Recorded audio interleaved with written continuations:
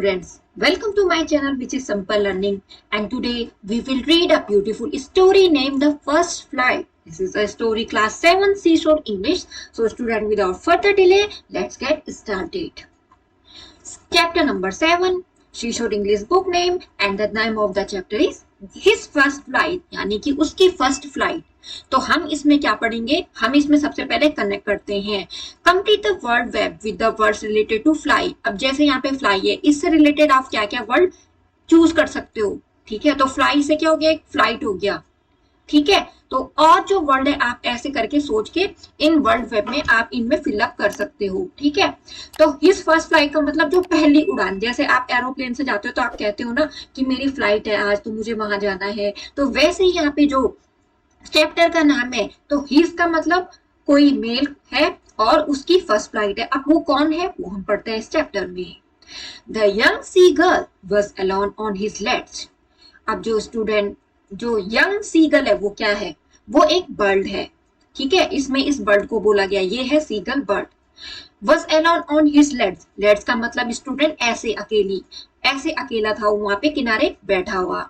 ठीक है, तो कैसे, ये जो पानी है और इसके किनारे में जो सरफेस है उस पे। His two brothers and his sister had already flown away the day before. उसके जो दो भाई बहन, उसकी जो सिस्टर और उसका जो भाई है, उसके जो दो ब्रदर्स और उसकी सिस्टर हैं, वो ऑलरेडी उड़ चुके हैं दिन शुरू होने से पहले। He had been afraid to fly with them. अब वो क्या करता था, वो डरता था उड़ने से, यानी कि जो सीगल यानी कि जो बर्ड है वो डरता था उड़ने से, और वो वहीं किनारे पे बैठा था और उसके जो ब्रदर और सिस्टर हैं वो उड़ चुके थे। Somehow, when he had taken a little run forward to the brink of the ledge and attempted to flap his wings, he became afraid.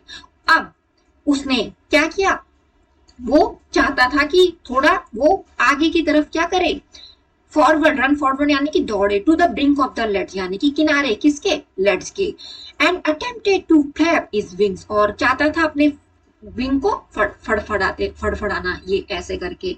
तो वो ये चाहता था कि मैं थोड़ा दूर तक भागूं और अपने जो विंग्स है उनको फड़फड़ाऊं यानी कि फ्लैप करूं, पर वो डरता था इससे। The great expanse of sea stretched down beneath, और वो ये देखता था जो सी है वो यहाँ कहाँ तक फैला है, ये तो बहुत बड़ा है। वो जब अपने नीचे देखता है, यानी कि जब मैं स्टार्ट करता हूँ तो उससे पहले वो क्या देख लेता है, उस सी को देख लेता है जो बहुत ही बड़ा है।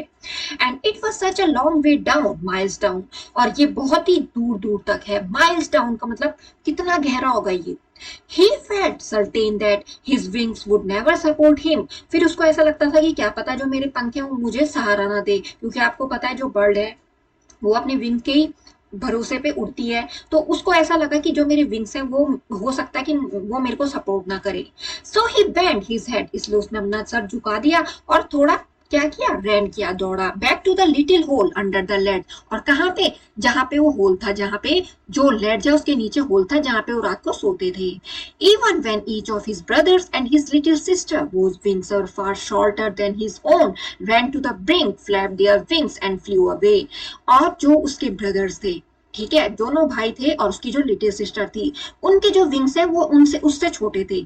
ठीक है, इस सीगल से छोटे थे, और वो क्या कर रहे थे, उस किनारे तक दौड़ रहे थे, फ्लैप कर रहे थे, फड़फड़ा रहे थे अपने विंग्स को, एंड फ्लू अवे, और उड़ जा रहे थे। जैसे होता है ना, जो बर्ड होती है, जो आपने देखा होगा कोई भी, तो वो अपने उड़ने से पहले अपने पंखों को थोड़ा क्या कर लेते हैं, फड़फड़ाते हैं, यानी कि उड़ने के लिए तैयार होते हैं। तो यहीं पे वो जो उसके सिस्टर्स वगैरह थे वो तो क्या कर रहे थे, ऐसे कर रहे थे।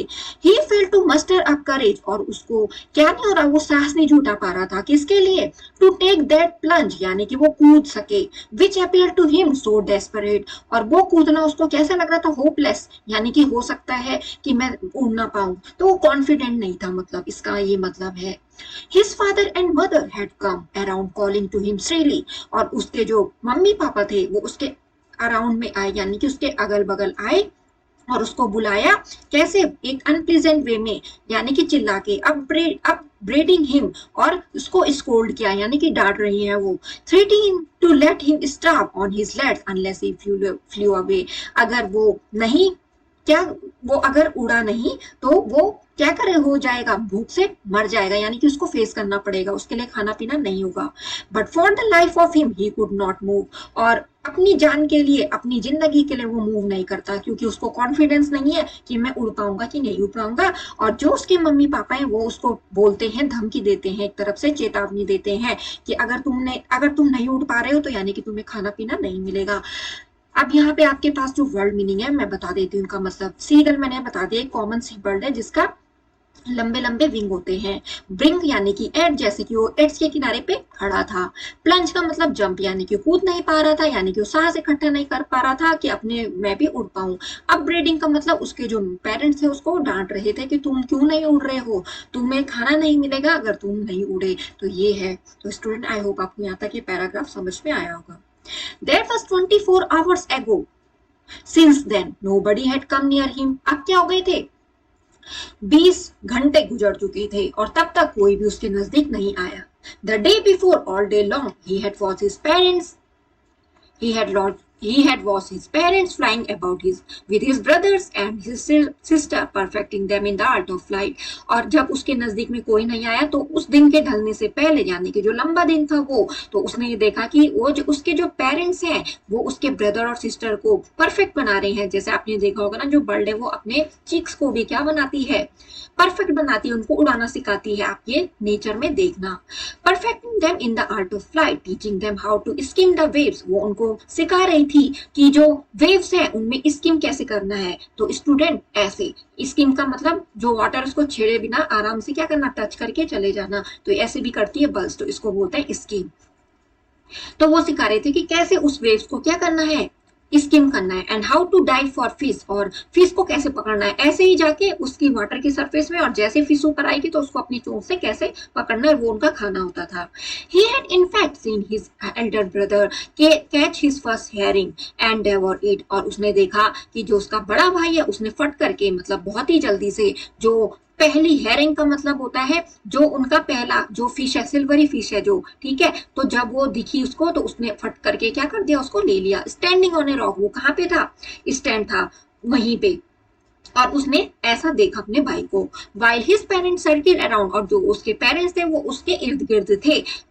रेजिंग अ प्राउड कैकल, उन्होंने उसको शाबाशी दी, यानी कि उन्होंने कहा कि ये होती है स्टूडेंट, ये है ये फिश, इसको पकड़ने के लिए, ठीक है। तो उन्होंने उसको शाबाशी दी। तो वो ये देख रहा था कि उसके पेरेंट्स क्या कर रहे हैं, कैसे उसको उसको सिखा रहे हैं। तो स्टूडेंट यहाँ पे जो डेवर है, तो यानी कि उसने लालच से खा दिया वो, यानी कि उसने पकड़ा वो हेरिंग, फर्स्ट हेरिंग, यानी कि जो फिश थी वो सिल्वर कलर की, वो ऐसे। And all the morning the whole family had walked about on the big plateau midway, और वो जो सुबह थी, पूरे सुबह को जो पूरी फैमिली थी वो वॉक करी, कहाँ पे, जो बिग प्लेट्यू है उसके बीच में, down the opposite cliff taunting him with his cobbled eyes. और जैसे कि ये क्लिफ है और एक दूसरी क्लिफ भी रही होगी, तो वो एक क्लिफ से दूसरी क्लिफ में, दूसरी क्लिफ से एक पहली क्लिफ में ऐसे ऐसे करके जा रहे थे और टॉन्ट कर रहे थे, ताना मार रहे थे उसको कि तुम क्या हो, डरपोक हो, कायर हो। किसको, सीगल को, जाने कि जो उड़ नहीं पा रहा, जो उड़ मतलब वो जिसको कॉन्फिडेंस नहीं था उड़ने का। तो ऐसे। प्राउड कैकल का मतलब होता है स्टूडेंट लाफ करना इन लाउड वे में, ठीक है। और टॉन्टिंग का मतलब ताना मारना। कोबल्डाइज का मतलब कायरता। हेरिंग जो मैंने दिखाई आपको पिक, ये लॉन्ग सिल्वर फिश, इसको ही पकड़ा और उसके भाई ने वो खाया और उसके जो पेरेंट्स है उनके इर्द गिर्द घूमने लगे। और प्राउड कैकल का मतलब होता है जोर जोर से, जैसे होता है ना खुशी में बोलते हैं, हौसला बढ़ाते हैं, तो वैसे ही। तो आई होप आपको ये चैप्टर यहाँ तक समझ में आ गया होगा। The sun was now ascending the sky, अब धीरे धीरे शाम होने वाली थी। असेंडिंग का मतलब, सॉरी, असेंडिंग का मतलब अब दिन हो रहा था, मतलब चढ़ रहा था जो सन है। Blazing on his ledge that faced the south, और वो जो वहां पे लेड्स के वहां पे जो खड़ा था उस पे चमक रहा था वो, और जिसका मुंह किधर की तरफ था, साउथ की तरफ था। He felt the heat because he had not eaten since the previous nightfall, और उसको वो हीट गर्मी लग रही थी। क्यों, क्योंकि जो उसका फेस था साउथ की तरफ था, जहाँ से जो सूरज था वो चढ़ रहा था आसमान पे, तो उसको वहां पे गर्मी लग रही थी, क्योंकि उसने उससे पहली जो रात को, यानी कि जो उसने उससे पहली रात आई होगी, उसको कुछ नहीं मिला था उसको खाना। He stepped slowly out to the brink of the ledge, और वो उतरने लगा धीरे धीरे, कहाँ पे, जो लेड्ज है उसके किनारे पे। And standing on one leg, और एक टाइम पे खड़ा था, with the other leg hidden under his wing, तो वो जो उसकी दूसरी टांग थी वो उसने विंग के नीचे छुपा रखी थी और अपनी एक आई को बंद किया था। Then the other and pretended to be falling asleep, तो ऐसा दिखा रहा था वो, ऐसे शो कर रहा था कि मुझे नींद आ रही है। Still they took no notice of him, और उसके जो पेरेंट्स थे उन्होंने उस पर कोई भी नोटिस नहीं किया, गौर नहीं किया. ही saw his two brothers and his sister lying on the plateau dozing with their heads sunk into their necks. और उसने देखा कि जो उसके दो भाई हैं और उसकी जो सिस्टर है वो प्लेट्यू पे लेटे हैं, डोजिंग विद देयर हेड्स यानी कि हल्की नींद, और अपनी जो हेड्स हैं उन्होंने अपनी नेक यानी कि आपने देखा होगा ना जो बर्ड है वो अपनी हेड को कहाँ रख लेती है, थोड़ा अंदर की तरफ रख लेती है जब वो सोते हैं. आपने कबूतर को देखना तो कबूतर के भी ऐसे ही रहता है कि जब उसको नींद आती है तो अपना जो नेक है उसको थोड़ा अंदर की तरफ डाल के और क्या करता है, जब उसको नींद आने वाली होती है तब. His father was preening the feathers on his white back, और उसके जो फादर्स थे वो क्या कर रहे थे, अपने फेदर्स को मेंटेन कर रहे थे. तो स्टूडेंट ये हुआ प्रीनिंग, ये ऐसे. तो प्रीनिंग का मतलब making an effort to maintain feathers, तो ऐसे करती है बर्ड. तो उसके जो फादर थे वो ऐसे कर रहे थे अपने पंखों को मेंटेन करने के लिए. Only his mother was looking at him, केवल उसकी मम्मी उसकी तरफ देख रही थी. किसकी तरफ, सीगल जो कॉन्फिडेंट नहीं था उड़ने के लिए. She was standing on a little high hump on the plateau, और वो हुआ कहाँ पे खड़ी थी, एक हम्प कैसे होता है स्टूडेंट, जैसे कुबड़ ऊंट की होती है ना वैसे टाइप का, ये ऐसे में ये. तो यहाँ पे उसकी जो मम्मी थी वो खड़ी थी, ये यहाँ पे. तो ये होता है स्टूडेंट हम, वहां पे उसकी मॉम खड़ी थी उस प्लेट्यू में. हर वाइट ब्रेस्ट थ्रस्ट फॉरवर्ड, और जो उनकी ब्रेस्ट थी वो आगे की तरफ थी, उसकी तरफ थी मतलब, ठीक है, फॉरवर्ड यानी कि उसकी तरफ थी. Now and again sea tore at a piece of fish, अब फिर से उसने क्या किया, उसकी मॉम ने जो फिश थी उसको टोर यानी कि फाड़ा, दैट ले एट हर फीट, जो उसके पैर पे थी. And then scrape each side of her beak on the rock, और अपनी चोंच को क्या किया, स्क्रैप किया. स्क्रैप यानी कि जैसे आपने देखा होगा बर्ड्स क्या करती हैं, अपनी नोक को, अपनी जो चोंच है उसको, जैसे वो ट्री पे बैठेंगे तो एक तरफ से क्या करती है, स्क्रैप रब करती है ना, थोड़ा खुरसती है उसको साफ करने के लिए. तो वैसे ही किया उसकी मम्मी ने. The sight of the food, यहाँ पे हम कुछ वर्ड मीनिंग पढ़ लेते हैं. नाइटफॉल का मतलब जैसे उसने उस दिन से पहली वाली रात को कुछ नहीं खाया था. डॉजिंग का मतलब हल्की नींद. ट्रेनिंग का मतलब मेंटेन, जैसे उसके फादर कर रहे थे अपने पंख को. स्क्रैप का मतलब उसकी मॉम जैसे उसको फिश को फाड़ने के बाद अपनी जो उसकी मॉम ने पैर पे पकड़ी थी वो फिश, उसको फाड़ने के बाद अपनी जो चोंच है उसको रगड़ा किससे, रॉक से. तो आगे बढ़ते हैं इस चैप्टर में, इस स्टोरी में. The sight of the food maddened him, और जो उसने देखा फूड को, जैसे होता है ना, जैसे आप लोगों के साथ भी टेंडेंसी होगी जब आपको भूख लगी रहती है और आप जब बहुत ज्यादा भूख लगी रहती है आप खाने को देखते हो तो आपको और ज्यादा भूख लग जाती है. तो अब वो जो सीगल था उसके साथ वही कंडीशन थी, जैसे कि उसने उस रात से, उस दिन से पहली जो रात थी उसको नहीं खाया था, उसको कुछ नहीं खाया था, ठीक है, रात को. तो उसको दूसरी सुबह को बहुत ही ज्यादा भूख लग रही थी. जब उसने अपनी मम्मी को देखा कि मेरी मम्मी ऐसे फिश खा रही है तो उसको क्या हो गया, वो पागल बन गया, वो मतलब उसके लिए खाने के लिए. How he love to tear food that way scraping his beak now and again to whet it, और फिर क्या करने लगा, उसको कितना मतलब फूड को फाड़ने के लिए वो कितना मतलब उस चीज को लव कर रहा है. और स्क्रैपिंग हिज बीक, रगड़ना, अपनी रगड़ना यानी कि खुरोशना मतलब किसी हार्ड सरफेस पे. And again to whet it, पहना करना. Ga ga ga he cried begging for her to bring him some food, उसने अपनी आवाज निकाली, इसमें बोला गा गा गा कि जो मेरी मॉम है मेरे लिए फूड लाई. वो गाँव को आ सी स्क्रीम बैक डेरिसिवली, और क्या किया, उसकी जो मॉम है उसकी मॉम ने ऐसी आवाज निकाली, उसको डराया और ऐसा दिखाया कि वो क्या एक स्टूपिड है. कौन, सीगल, जिसको कॉन्फिडेंट नहीं था. बट ही केप्ट कॉलिंग प्लेनिटिवली, पर वो क्या कर रहा था, दुख होकर यानी कि दुखी होकर कॉल बुला रहा था अपनी मॉम को. आफ्टर अ मिनट और so he uttered a joyful scream, और कुछ मिनट बाद उसने अपनी बहुत तेज आवाज निकाली, जैसे दुख में होता है, जैसे उसको क्योंकि भूख लगी थी तो भूख के मारे उसकी आवाज वैसी आई. His mother had picked up a piece of the fish, और उसकी मम्मी ने पकड़ा एक पीस ऑफ द फिश यानी कि फिश का एक पीस. यहाँ पे वेट का मतलब पहना, डेरिसिवली का मतलब होता है कि उसकी मम्मी ऐसे सो कर रही थी कि वो स्टूपिड है. प्लेंटिवली का मतलब सैडनेस, जैसे कि वो सैड हो रखा था, उसको भूख लगी थी और अपनी मम्मी को कह रहा था मुझे खाना लाओ. His mother had picked up, उसकी मम्मी ने पिक किया किसको, पीस किसका, फिश का. Was across to him with it, और उसकी तरफ फेंका. halted he leaned out eagerly tapping the rock with his feet, और उसने देखा, ईगरली होके देख रहा है, tapping the rock with his feet, ठीक है. तो वो जो फीट थी उससे टैप किया रॉक को. Trying to get nearer to her as she flew across, उसके नजदीक आना चाह रहा था. But when she was just opposite to him, जब उसके नजदीक थी वो, ठीक है, उसके अपोजिट में थी उसकी मॉम. सी हॉल्टेड हर विंग्स मोशनलेस, उसने क्या किया, अपने विंग्स को मोशनलेस क्या किया, फड़फड़ाया मतलब फिर से। The piece of fish in her back beak, और उस जो पीस ऑफ फिश थी अपने बीक में लिया, almost within reach of his beak, और वो जब नजदीक आ रहा था अपनी मम्मी के, क्योंकि उसकी मम्मी के पास क्या था, फिश का टुकड़ा था, तो उसको भूख लगी थी तो वो अपनी मम्मी से ले रहा था। तो ये देखें यहाँ पे कि जैसे ही वो क्या था उसकी बीक में पहुंचने वाला था, he waited a moment in surprise wondering why she did not come nearer, उसको ये सरप्राइज हो रहा है कि जो मेरी मम्मी है वो मेरे नजदीक क्यों नहीं आ रही देने के लिए। And then maddened by hunger, फिर वो पागल हुए जा रहा भूख से। He dived at the fish, फिर फिश के बाने वो क्या कर गया, डाइव कर गया विद अ लाउड स्क्रीम। अब देखिए उसकी मम्मी ने क्या किया, जो फिश का टुकड़ा था उसके लिए वो अपनी मम्मी के क्लोज क्लोज आया। उसको बाद में सरप्राइज भी हुआ कि जो मेरी मॉम है वो क्या नहीं कर रही है, क्यों नहीं दे रही है, मतलब उसको ऐसा हुआ। तो उसने उस फिश के टुकड़े को लेने के चक्कर में क्या किया, जैसे ही नजदीक में अपनी बीक से, उसके बाद उसने ये देखा कि उसकी मम्मी नहीं आ रही है, तो वो पागल हो चुका था भूख के मारे। उसने क्या कर दिया, उस फिश के लिए डाइव कर दिया, यानी कि विद अ लाउड स्क्रीम, यानी कि अपनी मम्मी से लेने के चक्कर में उसको पता ही नहीं चला कि वो आउट ऑफ कंट्रोल, यानी कि वो कब नीचे गिरा। नीचे गिरा मतलब जहां पे वो प्लेस था उससे नीचे।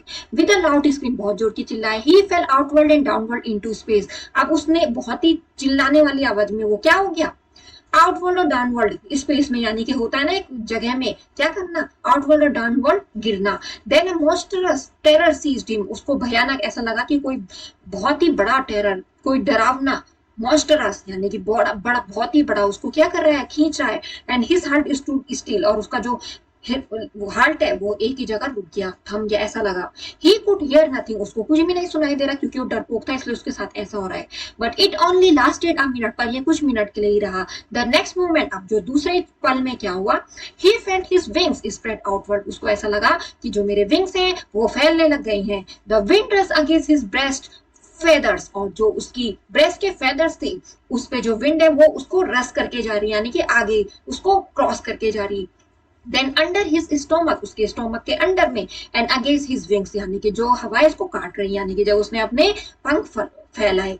He could feel the tips of his wings, उसने अपनी जो टिप्स थी विंग की वो फील की, कटिंग थ्रू द एयर, जो हवा को काट रही थी। He was not falling headlong now, अब वो क्या नहीं गिर नहीं रहा है, मतलब अपने सर के बल।